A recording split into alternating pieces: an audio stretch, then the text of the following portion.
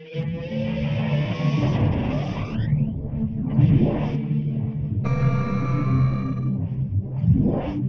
everyone. Okay, today we're checking out a low-end Android tablet. This particular one retails for £99. It's the sweet spot, as everyone knows, for electronics. Once you can get a device down to the £99 point, the vast majority of people will be willing to buy one. The question is, though, is this tablet worth buying for the price? Well, this particular tablet is made by Prestigio, who are a Taiwanese manufacturer, I believe, and they're shipping these into countries all over the world. They're based, usually, these tablets, on off-the-shelf parts. So you're not talking about something that, Samsung has specifically put together every single part in here, or like Apple. What these manufacturers will do is they will use parts from any company to build a device at the cheapest possible price, or most economical price if you want to look at it that way. So for this particular pad, this is known as the MultiPad PMP3370B, bit of a mouthful.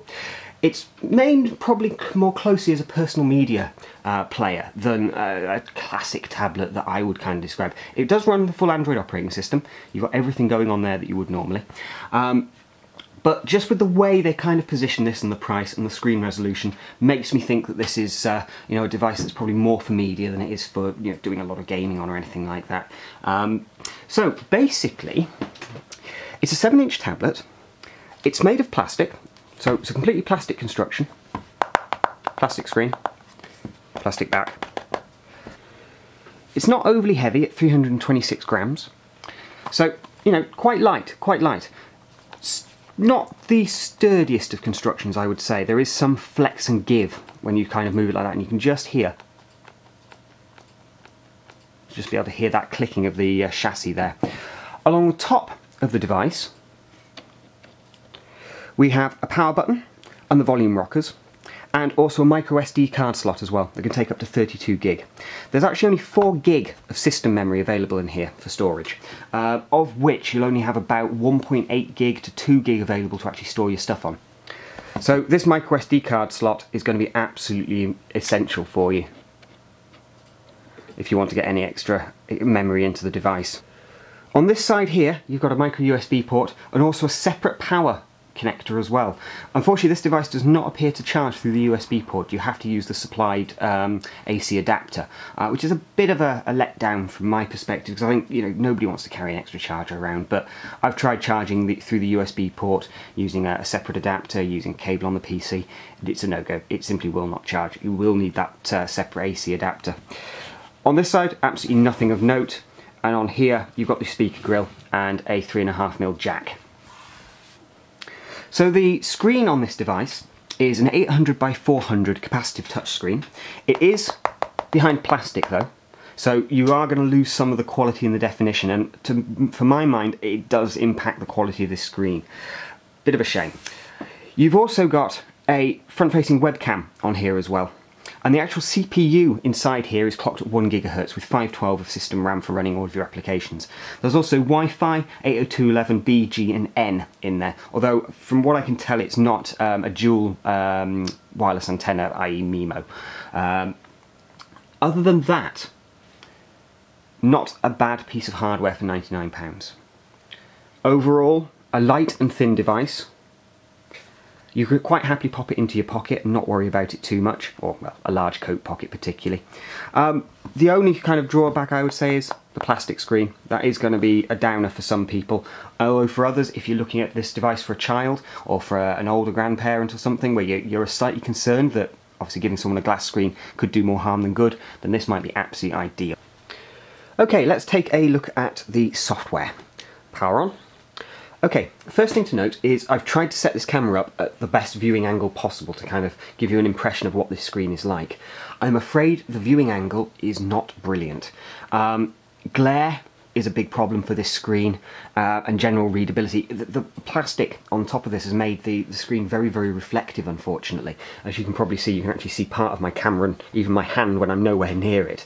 I'm going to just move this back a little bit so you can see that the viewing angle doesn't really improve that much. It's always very, very shiny and reflective. That does unfortunately hurt the readability of the screen quite a bit. Long viewing times, I started to struggle, I have to say. So, this is running Ice Cream Sandwich, Android 4.0. You've got a Cortex A8 processor clocked at 1 GHz in there. So it's no slouch generally for a device of this price at £99. Although multitasking is a bit of a struggle. It really isn't overly keen on doing more than one thing at once. You're using a tablet operating system on here, and so as such all of your swipes are down from the bottom to get into your notification trays and settings and everything like that. You've got your complete complement of settings that you would normally have on an Android device, nothing being missed out there, and access to Wi-Fi and so on. Now, they've actually pre-installed a series of applications already on here to get you started, but then you also have access to the Play Store as well. So, for instance, if we just go into the application tray, they'd installed Angry Birds, and I did install Angry Birds Space just to see how a more newer title, a modern title, works on here. There's also an e-reader, a free chess game, another ebook reader. Flash Player has also been installed. Hooray! I installed Speed Test just to check out the quality of the Wi-Fi. Instagram appears to have come pre-installed, as it has a note application as well. And there's also a free trial of an Office suite in there as well to get you started. And you've also got a complement of applications there.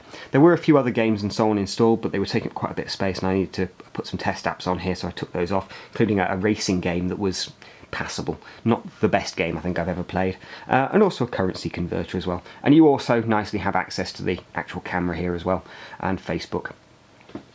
So, generally, it's not a slouch of a device. I mean, as you can see, it's moving through these various things very quickly. One of the things I found quite interesting on this device is it actually supports USB host as well. So, if you buy a special cable, you can plug your cable into the bottom of this device, and then plug in things like memory sticks. So that extends the device in new ways that you may not really have thought of for a device at 99 quid. For me, that's quite a nice little option extra actually on here. That all you need to do, buy a particular cable, and then you've expanded this into a kind of a new area. You could use it for storing your photographs on, using a memory stick, taking that out with you, and then you can quickly view anything off your digital camera, for instance, on here. Or you can use it for storing devices or moving things from your tablet directly onto a memory stick. Really, really nice to have that feature in a £99 tablet. Does play back full 1080p movies. Again, don't try and do more than one thing at once, or the tablet will start to crawl a little bit. And it does have gyroscopic sensors as well. So, they've crammed an awful lot into this device for £99 that is just really, really excellent. So, to wrap up, would I buy the Prestigio 7-inch tablet at £99? I would for certain people, if I was giving it as a gift to somebody. And, they're not looking for an overly expensive tablet. Maybe they're not completely sure if they want a tablet, but you think that you're trying to open them up to a new world. Or somebody who really doesn't need something overly high priced, or is worried about having a full glass screen that they might crack. Or for a child where you really don't want to hand them your iPad or your Galaxy Tab. It's just something that is just small, portable, light, does everything a person might actually need to do with it, browsing the web, grabbing a bit of email, your Facebook, playing some basic games. This is going to be a great little tablet for £99.